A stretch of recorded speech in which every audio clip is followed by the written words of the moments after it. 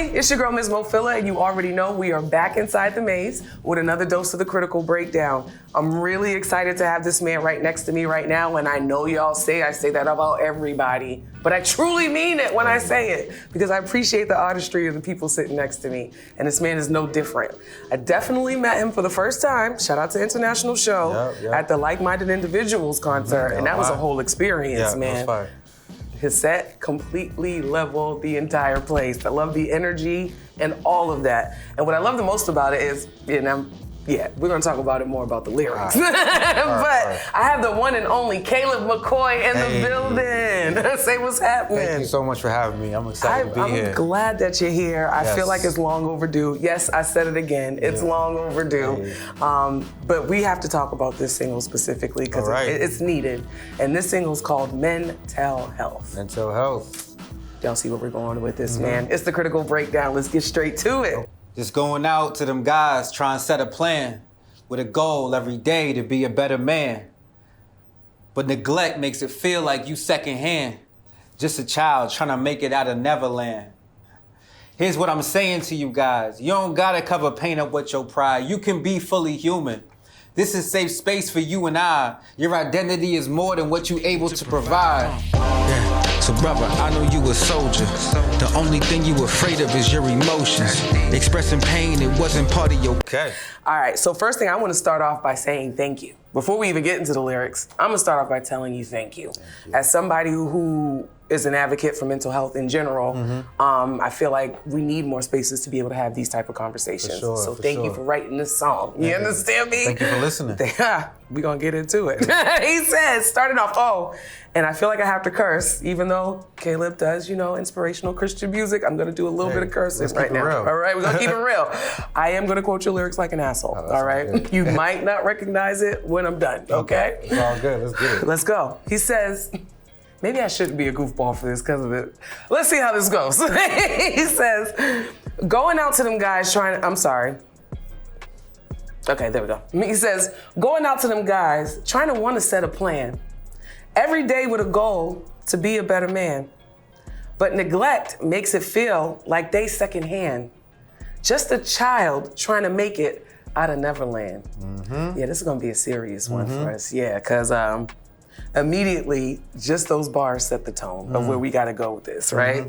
You notice I had to break up the title when I said mental health. Yeah. I feel like we don't have enough spaces where we're talking about the mental health of men specifically. Yeah. So I love this song, and I love the fact that you immediately got to it. Like, we know the rigmarole, we know what we're always, supposed to say, but let's have a real conversation. Exactly, right? It was a play on words. Mental health, mental health, men actually talking about their health and actually being vulnerable and exposing that. So, I love that. I love that. Now let's continue on because he gets deeper, okay? He says, here's what I'm saying to you guys. You gotta cover all that pain up with your pride. Yeah, so we make sure I say that right. You don't gotta, okay. He said, here's what I'm saying to you guys. You don't gotta cover all that pain up with your pride. You can be fully human. This is a safe space for you and I. Your identity is more than what you're able to provide. That was the line that hit my spirit, and it still gives me chills now. Because every time you hear women or anybody speak about men and their value, it's always about men are providers, men are this, men are protectors, not men are human. Yeah, exactly. So talk about that, just really being able to tap in, because a lot of times men kind of perpetuate that same thing. We box ourselves in to that hyper masculine trait. And I think there's nothing. Let me just say, there's nothing wrong with being a provider. I think that is an aspect of manhood, but that's not the totality of manhood. Absolutely. And I feel like that sets men up to feel like if they get laid off or if they're in a position of vulnerability, then they're worthless. Yeah. And so I wanted to create a song and a space that says your identity is much more than that. You're a nurturer. You're a lover. You're somebody that needs help at times. You're a friend. And so provider is just one adjective that describes men. Absolutely. So that's why I thought that line was important. It's so important. As a woman who I grew up with brothers, I got a lot of male best friends, and I see it every day. The moment they're not able to get to work or get to that bag, immediately they're looked at as not valuable. And it's like, we're still human. There's a lot of times we're gonna hit that brick wall. Exactly. And we need to have the same grace that we have for women. And that hinders men asking for help. Come on. Because part of my success that I've gotten to is because folks have helped me. And so I'm not afraid to ask for help. And I feel like that's we stumble our own selves with our success when Yeah. we think that, oh, I'm not a provider, therefore I got to shut myself out. And I'm gonna do a second, and y'all can call me a pick-me all day, ladies, but I'm gonna also preach to the women because we don't help, right? A lot of times we don't create that safe space for fellas to be able to say, hey, I need your help. There are a lot of women that do, don't get me wrong, but I do feel like you're right. Men don't really have a lot of safe spaces they can come to and go, I need help, or I'm struggling, or things like that. It's always, I'm good, I'm straight, Exactly. I got it. You know what I mean? But let's continue on, because it gets deeper. He says, listen, I know you a soldier, The only thing you afraid of is your emotions, my God. Expressing pain, it just wasn't part of your culture. Never learned to grieve, so you can't find closure. They say what doesn't kill you makes you stronger. Nah, sometimes it just brings you trauma. I gotta break that down bar for bar because you just, you hit so many different points. I feel like we're just now embracing that stage of where men are starting to even acknowledge that they have emotions, right? Talk about your journey of navigating that, because I feel like it's a new concept in our culture, right? Yeah, and I think, you know, I feel like sometimes men have only given ourselves permission to feel anger, maybe lust, pride or arrogant, like just only like a few. But when it comes to the vulnerability, or when it comes to some more of the meaningful or nurturing emotions, we don't allow ourselves to feel that. And so that's why I thought that was really important to say, like, it's not just what doesn't kill you makes you stronger. Sometimes trauma puts you in a position where you don't know what to do with your emotions. Exactly. And if you haven't learned how to process that, if you haven't learned how to express that, then that could put you in a really bad state. Absolutely. And I feel like we do ourselves a huge disservice by equating emotions with a feminine trait. We're, again, all humans we are experience beings. Emotion. Like, it's crazy. So again, give grace for the fellas just like we do for the ladies, okay? Yeah, and I think it backfires because some of the most reckless people in general, but men that I know, were those that didn't know what to do with their emotions. Thank you. And so it comes out in violence. It comes out in being a player or an F-boy or whatever like that. It comes out in unhealthy ways. But when you learn how to live with your emotions, then you can express that in healthy ways. Listen, I could talk to Caleb all day about this because this is my it. favorite topic, okay? But talk about it. I feel like men always go into, you know, we always hear men talk about their physical health or, you know, the more superficial side of it. Talk about the importance or what it is, or even your journey with mental health for you. Yeah, well, I think I'm not immune either, right? Growing up, it was always about how much money I could make, or I felt like a man was how strong he was, how many women he had under his belt. And some of the, I think men, we equate like our being with power, how powerful I could be. And I think especially as I became stronger in my faith and really just learned to love better and to learn to mature better, I was like, well, that's actually not the measure of a man. You know, a measure of a man is, can he serve others? Can he leave situations better than he found it? Come on. Can he express his emotions without being reckless? Can he solve conflicts without violence? You know, I feel like those are the measures of a man. And I feel like servant leadership is a mark of manhood rather than domineering over others. Caleb, getting us together today. Okay, with a good word from Caleb. So that's part of my journey. And I'm not preaching at people like I'm immune to those things, right? I'm preaching as like, this is something I've gone through and still going through and still wrestling with. And I hope other brothers can as well. Now, I'm gonna ask straight up, are you a person that goes to therapy, so to speak, for mental health, or are you going more a holistic route, or I don't know, whatever to call the other route? I mean, I think there's no like one route. Right. I'm not currently in therapy right now, but I've been to therapy several times. I was in couples therapy with my now wife. I was in personal therapy for a while. I'm an advocate for therapy. I also host a group of men where I call it Boxing Bill, where we work out together and then we talk about the things we're grieving and celebrating. Thank you. And so I've been part of different men to help our relational defects and stuff like that. So, you know, I journal, you know, there's so many levels I work out often. So I think there's not like a one and done thing that magically heals your mental health. But I think for me, I'm like, why not use all the resources available to me to try to be as healthy as possible. And at this point, it's a matter of finding what works best for you. And I think that was the reason why I asked that question, because a lot of times people hear mental health and think, oh, I gotta go see a therapist, I gotta see a shrink, and they get turned off by it. And it's like, no, you gotta find what works for you, what keeps your mental healthy. You get me? So I love that about that. I love that about you, Caleb. I love that about you. Now, this is the dope part, because I'm getting to the pre-chorus and then the chorus. This is where it really hits home. And he says, after he was talking about the trauma part, so you can understand the reference, okay? He says, and it's okay to heal through it. You a man, but man, you're still human. Yeah. So I'm saying. Yeah. How you doing, bro? Yeah. Nah, I really want to know. And I feel you, bro. I think it's time to heal, bro. Yeah. And I'm gonna stop because how you doing, bro, goes so far. Yeah. And a lot of times we take it as just a quick little greeting. Yeah, like, I'm good.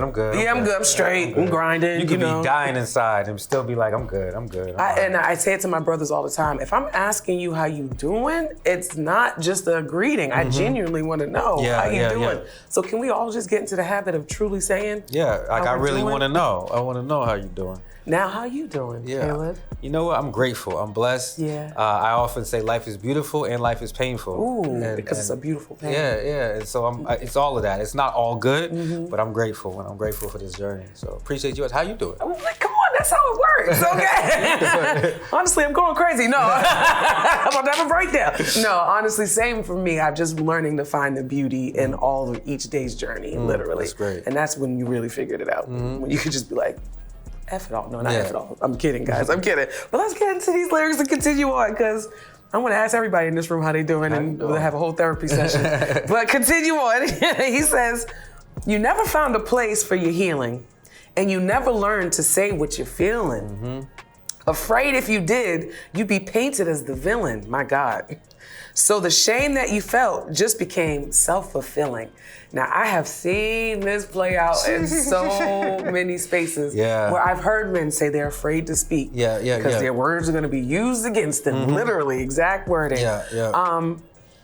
How do you combat that? Yeah, well, I think like sometimes if you view yourself as the villain, sometimes you'll be like, F it, I'm gonna be the villain. You know? Okay. If I told one of my bros this, I was like, if you view yourself as somebody that's worthy of love, somebody that's healing, somebody that's imperfect but still on their journey, then you'll try to live up to that. Yeah. And so, to be honest, there might be some spaces that aren't safe that you got to be wise and discerning of where to share and where to spill your guts at. Absolutely. But if you view yourself as, you know what, I'm not the villain, I'm actually somebody that's growing and worthy of love, then you're going to try to live up to that standard. Absolutely. So so I want to encourage, like, there might be some times you were hurt. You know, I saw my man over here. He was, talking about. It's the truth. There might be some times. You see the revenge plot going crazy right now. Exactly. So there might be, this world's imperfect. We're full of broken people, and it might be, but don't let that label you as the villain. Absolutely. And ladies, y'all gonna hate me on this episode, but I gotta get y'all, okay? Because I've seen it happen too many times again, where a guy will express how he feels or whatever is going on, and then all of a sudden it's a problem about how you feel, about how he feels. And you gotta understand, ladies, that does not create a safe space for a man to be able to express himself. So if you're wondering why he's not talking to you, maybe we should take a step back and think about that part. Just say it. I know y'all are mad at me today, but it's all right. We're gonna continue on because it's all about that mental health today, okay? So then he goes on to say, running from your problems, hunting for solace. You're grown accustomed to just suffer in silence. Let me say that again because I mispronounced the first word. So let me say it again. He said, running from your problems, hunting for solace, you're grown accustomed to just suffer in silence. You've grown accustomed. Yeah. I think that's us in general, right? As black people. Yeah. But specifically men, because a lot of people don't say, how you doing, bro? Exactly. Right? And I feel like sometimes we want to be stoic, we don't want to cry, or we don't even know what we're feeling sometimes. Yeah. And so that's one of the reasons, I don't think therapy is like a magical thing, but that's one of the reasons why I do advocate for therapy, because it's a space that you could actually say something. Absolutely. And process in front of somebody. And put a name to whatever it is you're feeling. Exactly. Yeah, exactly. And that definitely is. I didn't even think about it that way. That is a good part of therapy. Yeah. Being able to identify more than anything. It might not help you be able to fix it or process it all, but it at least helps you acknowledge it. At least. Yeah. Now let's continue on. He said, you about to break with them tears up in your eyelids. So you escaping with sex and drugs or the violence. I'm gonna just stop because we see, like, I feel like I'm repeating myself a lot because it plays out just that much. For real. We see it every single day.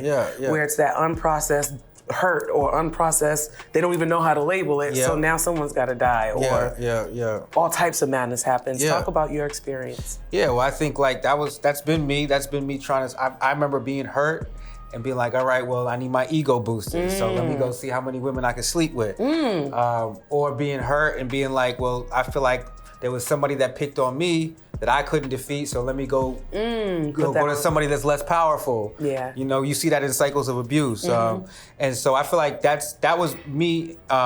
You know, as a kid, I grew up in different cultures. I'm from a biracial family. Okay. I was raised in Common Square, Dorchester. Okay, but also, Dorchester. Sorry, I just have to always do that. I'm sorry. Exactly. Dorchester, but then went to private school, so it's like, I always feel like I didn't fit in terms of where I was. Got you. And so that like sense of identity or belonging, kind of you start to like be angry about that. Okay. And so like now if I can get a bunch of women to accept me, or if I can get jumped in the gang, that's some sort of validation. or if I need some validation, no matter the cost, I need this sense of belonging. And so I've been through all of that type of stuff. Okay.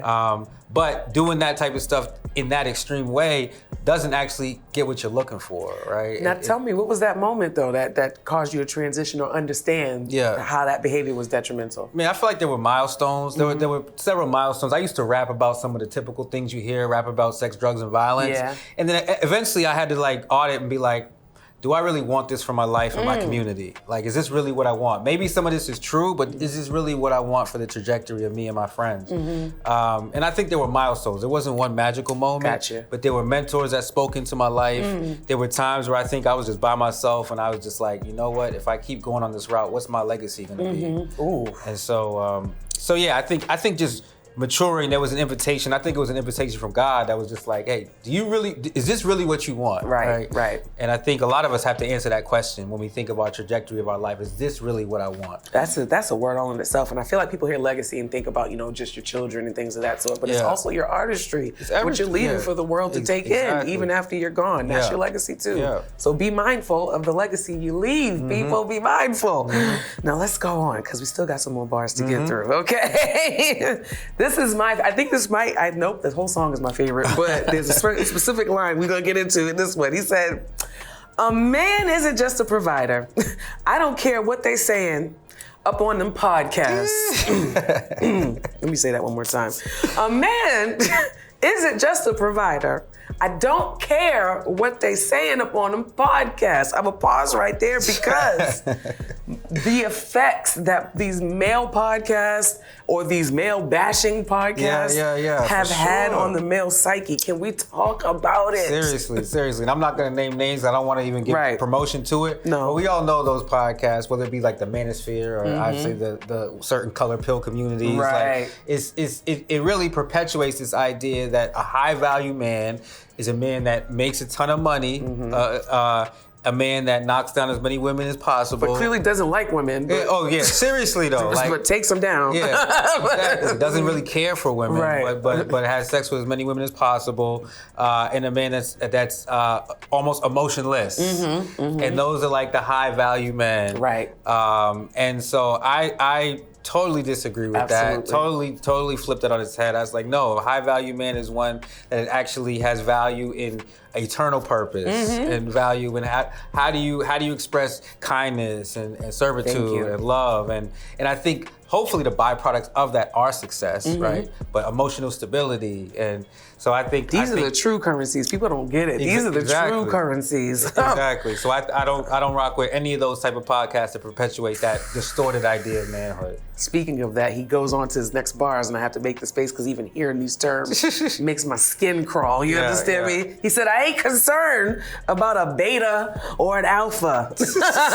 I'm growing into somebody I can be proud of. Do y'all get it out here? Like, y'all over here having the dumbest art. Okay, let me continue. I hear you, exactly. I'm ready to go off, all right? Yeah. Again, he said, I'm growing into somebody I can be proud of. Repent from my sins. Get up and go to counseling. And go to counseling. Vulnerability doesn't mean that you're powerless. For real. I just feel like there's just so many words. I'm overstimulated. It's just, in the best way possible, because I think these are the things that I'm always preaching to my brothers, to my family, any man that'll hear it. Yeah. But I love it when it's coming from a fellow man. Yeah, like, for sure. like, please. No, I hope every man and woman listens to stuff like that, because I feel like there's power in vulnerability. Absolutely. There's power in sharing, and there's confidence in vulnerability. Like, I don't care if you're gonna take what I say against me. I'm still confident about it. Because I'm sharing it for a reason. Yeah, Absolutely. Exactly. I call my superpower my vulnerability. I feel like there it is. There it is. Now, I feel like I want to transition, because your lyrics kind of transition a little bit, and talk about your balance, because I met you. I call it a Christian rapper. Is it okay for me to say that? Yeah, right? Like, is that all right? I feel like that's perfectly fine. So, balancing your spirituality and Christianity, then being a man in this world. How do you find that balance? Yeah, well, I feel like my faith and the work of Christ really provides a really good blueprint where power meets love. Okay. And where that vulnerability meets confidence. And so, the words of Jesus says, "The greatest among you shall be servant of all."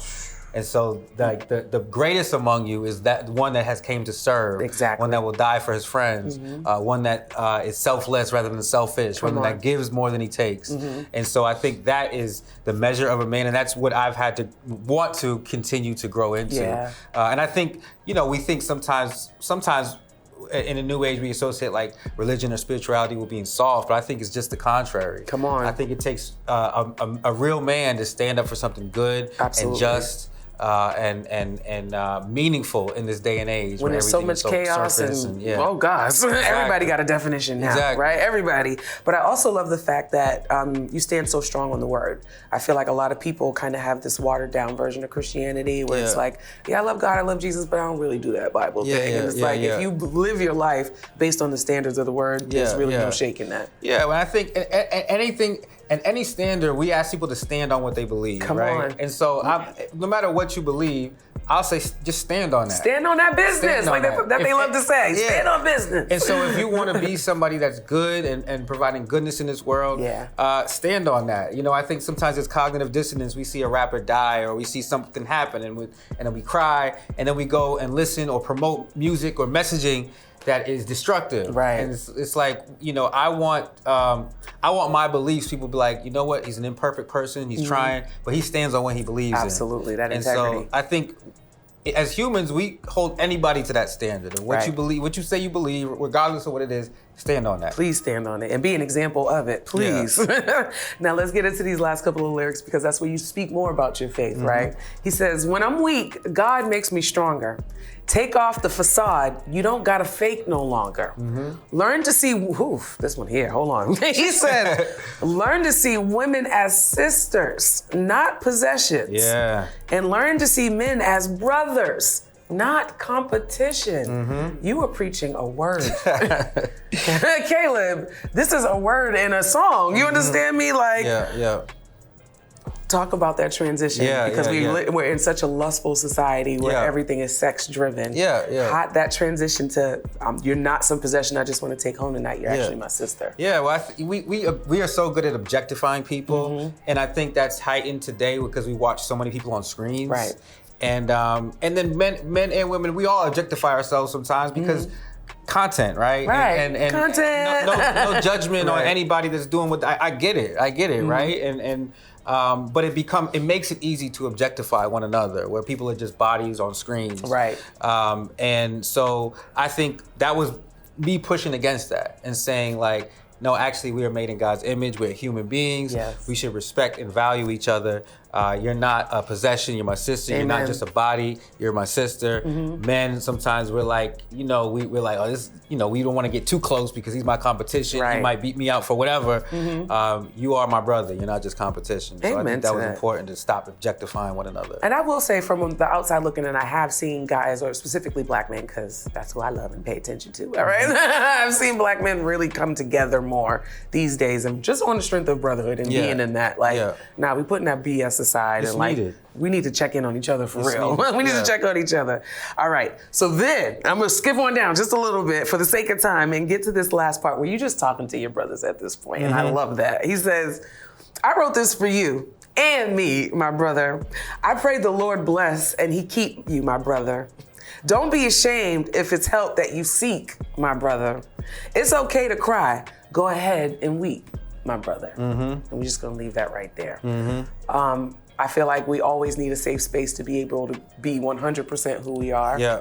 And continue to keep creating them safe spaces for your for brothers, sure. man. For sure. And sisters, we all need it. For sure. Everybody All needs it. need Everybody needs it. So tell me, who would be the most? Ooh, that might be a little bit too personal of a question. Hold on, let me rephrase that. Whatever you guys. Let me rephrase that.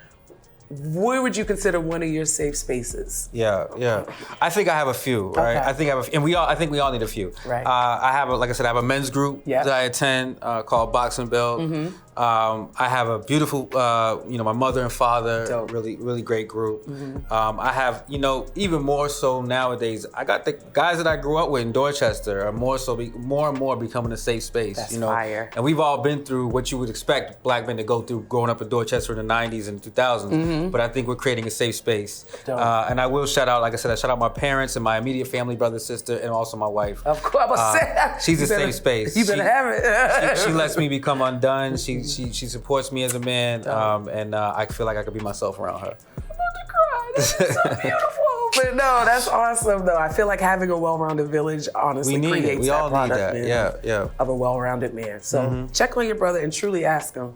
How you doing? Come on, Dave. I love that. I love when you finish it for me. For sure. Now listen, Caleb, I love this conversation, but unfortunately I have to cut it short because we do have other things we gotta do. No, I'm joking, but not joking at the same time. If you can let people know though where they can find you, your music, all that good stuff. Yes. So socials is at Oakboy McCoy, at OAKBOY MCCOY, all my socials, and Caleb McCoy on all digital platforms. You can find Mental Health and a whole bunch of other tracks.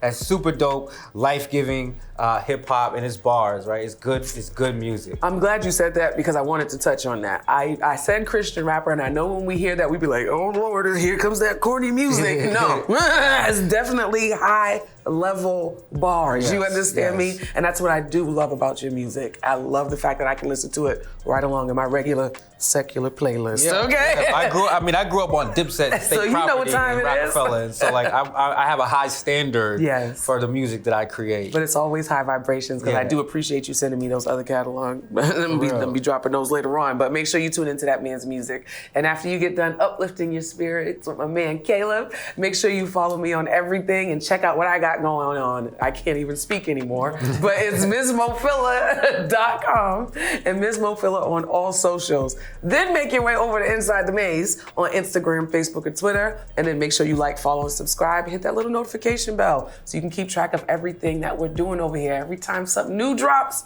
you gonna know, man. It's the Critical Breakdown. Ms. Mofilla, Caleb, oh boy, McCoy. The one and only, man. Thank you. I appreciate you. Peace out. It's going out to them guys who won't set a plan with a goal every day to be a better man. But neglect makes it feel like you secondhand. Just a child trying to make it out of Neverland. Here's what I'm saying to you guys. You don't gotta cover painted with your pride. You can be fully human. This is safe space for you and I. Your identity is